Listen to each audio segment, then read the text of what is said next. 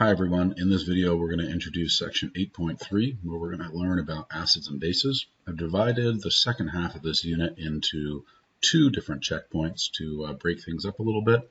And this video is going to cover the topics in 8.3, and those are also covered in the textbook in sections 14.2 to 14.7. You can get the textbook online if you log into Mastering, and you'll find a link in the left menu there to the e-text, and you can read these sections to reinforce any of the topics that are listed here. These notes are also online. Let me show you some of the slides that I wanted to use to introduce this. So we're going to talk about acids and bases, and I want to start by explaining that acids and bases are essentially just a special kind of electrolyte. Like all electrolytes, they break up into charged particles. Well, what do I mean by that? Electrolytes break apart into charged particles. Let me take a minute to remind you about that topic. For instance, we used sodium chloride as an example of a strong electrolyte. You can see that when sodium chloride dissolves in water, then it breaks apart into its constituent ions, right? Sodium chloride dissociates in solution. Well, a strong acid also dissociates in solution or ionizes in solution. What's different is the ions that it breaks apart into. Instead of sodium and chloride, it's hydrogen and chloride, and that hydrogen ion is what is important to focus on. Now, we'll tend to use the word ionize here more specifically than dissociation, because really, for the case of hydrochloric acid, it's a molecular substance which turns into ions when it hits solution, unlike sodium chloride, which is an ionic substance to begin with, and then those ions simply dissociate. So this is an acid. It dissociates into hydrogen ions and some other anion. How about a base? Well, a base is going to dissociate into some cation and hydroxide ions. So this is really a strong electrolyte, a lot like sodium chloride. Just like when sodium chloride hits the water, it's going to break apart into its constituent ions. Here, the constituent ions are sodium and hydroxide, and it's the hydroxide ion which makes things basic. So again, what sets acids and bases apart from other electrolytes is the specific ions they form, the hydrogen ions and the hydroxide. Here's an overview of what we're going to cover in these slides. First of all, we're going to talk about definitions of acids and bases. Then we'll learn about how to name them. We'll distinguish between strong and weak acids and bases. And we'll finally talk about acid-base neutralization reactions. Let's start with defining acids and bases. There are three ways to define acids and bases, and this may seem like overkill, but each of these has a specific application. The first and simplest way we'll talk about is named after savant Arrhenius, and it's called the Arrhenius definition. An Arrhenius acid is defined as any substance that produces hydronium ions when dissolved in water. Now, what's a hydronium ion? Earlier I mentioned a hydrogen cation, and a hydronium ion is a little bit different. Really, whenever a hydrogen ion exists in water, it immediately reacts with water to form this hydronium ion species. It's sort of like a water molecule with an extra proton. Lazy chemists will sometimes just write H+ when they really mean H3O+. Sometimes you may hear people say hydrogen ions, and sometimes they more formally will say, and more correctly will say, hydronium ions when we're in aqueous solution. And really, we'll use both of these interchangeably, so hopefully that won't be too difficult to keep track of. Hydronium ion or hydrogen ion are the species which make acidic solutions acidic.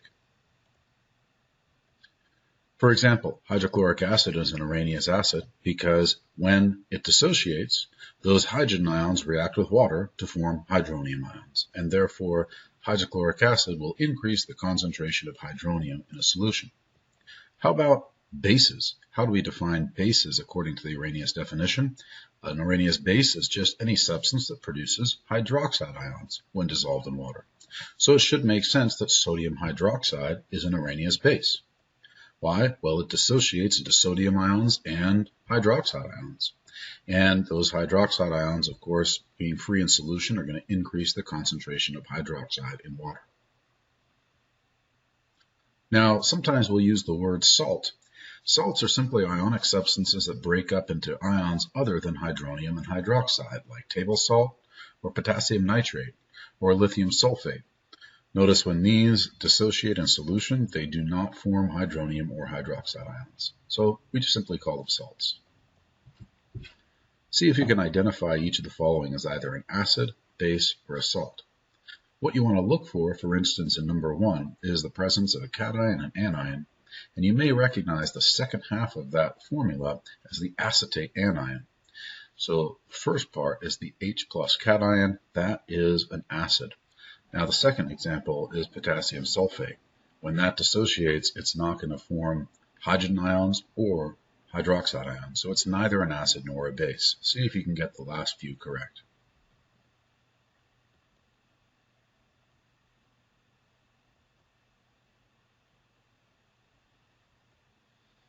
So I said there are 3 ways to define acids and bases. The Iranian definition is the first, and the Bronsted-Lowry definition is the second. The Bronsted-Lowry definition is a little bit more comprehensive. It simply says that an acid is a proton donor. Now, why am I using the word proton instead of a hydrogen ion? Well, if you think about it, an H plus ion is really just a proton. The most common isotope of hydrogen only has 1 proton and no neutrons. And if it's a +1 ion, that means it's lost its electron. So we will call an acid a proton donor. A base will be defined as a proton acceptor. You'll notice that the acid definition here is not very different from the Iranian definition. But the way that bases are defined in the Bronsted-Lowry definition is a little bit different, because we're talking about it as a proton acceptor, not as a hydroxide ion donor. This is a more comprehensive definition than the Iranian definition. Iranian definitions really only apply to acids and bases in aqueous solution, but the Bronsted-Lowry definition is a little bit more universal. There's another reason why the Bronsted-Lowry definition is useful. In the Bronsted-Lowry definition, it becomes very easy to identify what we call conjugate acid-base pairs. Anytime there is an acid-base reaction, an acid acting like a proton donor loses a proton and therefore becomes a base, a place where that proton can go. And a base, since it accepts a proton, essentially becomes an acid because it now has gained a proton, which it's then free to lose. So in this way, we can talk about a reactant always having a conjugate pair in the products. For instance, water can act like an acid by donating a proton. What's left over after it donates a proton? Well, water minus H plus is OH minus. So we'd say that the hydroxide ion is the conjugate base of water. Here's another example where ammonia, which is a base, is going to gain a proton. Remember that a base is a place that a proton can go. According to the Bronsted-Lowry definition, a base is a proton acceptor. Notice what happens when ammonia accepts that proton. It becomes the ammonium cation. Now that really is an acid because it has another proton it can donate. So a base becomes a conjugate acid. Let's look at a few other examples. Here we have the full equation written for that reaction. Ammonia is acting like a base, and water is acting like an acid. How do we know that? Well, look, ammonia started off as NH3 and ended up as NH4+. That means it gained a proton. What do we call something that gains a proton? It's a base. A base is a place that a proton can go. Now, water is acting like an acid in this case. How do I know? Well, look, it started off as H2O and it ended up as OH minus. It lost a proton. What do we call something that can donate a proton? Well, that's an acid. And you can see how these lines are connecting the acid in the reactants with the conjugate base in the products, or the base in the reactants with its conjugate in the products. Identifying conjugate acid-base pairs is one of the important objectives in 8.3. So I said there are 3 ways to define acids and bases, and the good news is the third definition is beyond the scope of this class. It defines acids and bases in terms of electron pair transfer, which can be useful in certain circumstances, but we won't consider this third definition. I just wanted you to be aware of it. The Bronsted-Lowry definition is one we're going to focus on most. So we've talked about defining acids and bases. Let's talk about strong versus weak acids and bases. We have already covered this to a certain extent because we've distinguished between strong and weak electrolytes. Strong acids are simply strong electrolytes, and there are 6 of them. Now, these were listed in the objectives for 8.2, and it is helpful to be able to identify these strong acids simply because all other acids are weak. What does that mean? That means they're weak electrolytes, and they only partially dissociate or only partially ionize in solution. So what about strong versus weak bases?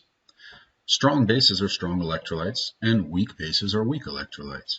All bases, which are simple hydroxide salts, are strong bases. And that should make sense since all of these are soluble compounds that break apart into metal cations and hydroxide anions. Weak bases are weak electrolytes, and they're usually molecular. Things like ammonia and other amides will accept protons and not dissociate completely or not ionize completely. Now, there is an important distinction we need to make between strength and concentration. The strength of an acid is not the same thing as its concentration. And the pH of a solution, or a measure of how acidic it is, we'll learn about later, depends on both strength and concentration. In other words, a weak acid can be highly concentrated, and a strong acid can be very, very dilute. So hydrochloric acid, if it's 12 molar, is very dangerously corrosive. But your stomach acid is hydrochloric acid as well, but it's only about 0.1 molar. So strength and concentration are not the same thing. So we've talked about strong versus weak acids and bases. Let's talk about naming acids and bases. Naming acids is something that we skipped when we were learning how to name other compounds. And you remember that yellow flow chart about nomenclature we looked at? And I said you can cross out the piece that has to do with acids because we'll get to that later.